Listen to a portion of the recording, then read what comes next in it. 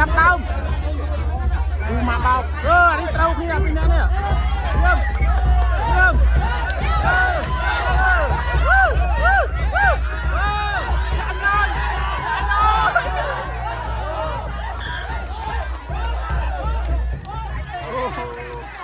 lươn phê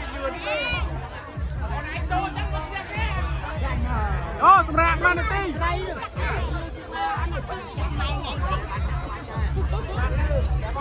Tôi đi chặt cái chương mua anh chặt thằng này. Đó thám rồi buồn. Ô nè, bỏ tay đó con không nè, bỏ tay ở tức rồi. Rồi chặt cu ăn trô lên không.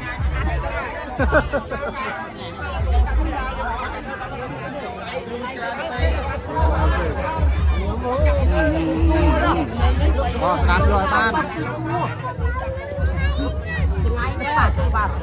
Tránh cái này mùi vậy. Im.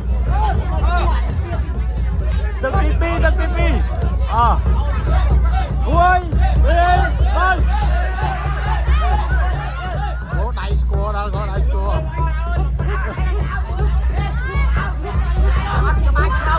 Rừng đáy trô lắm. Tông bà đây, tao tiết ai, trù tràn phê đó.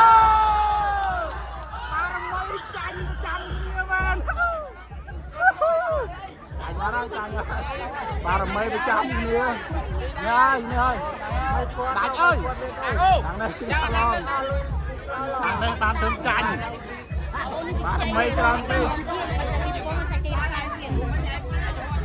đâu chăm tức đi bay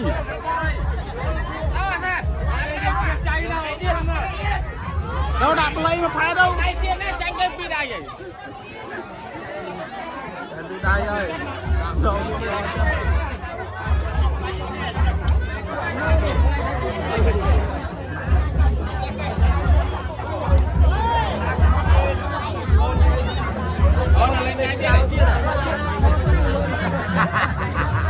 khai trúng mà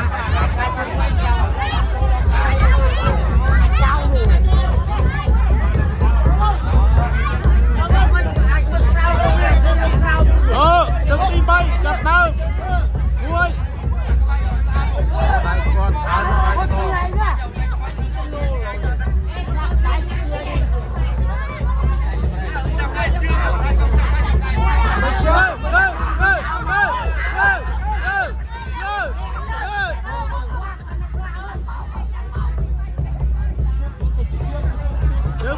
Trường Trông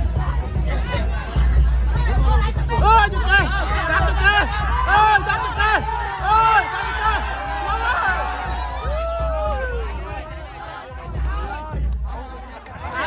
dắt chụp kê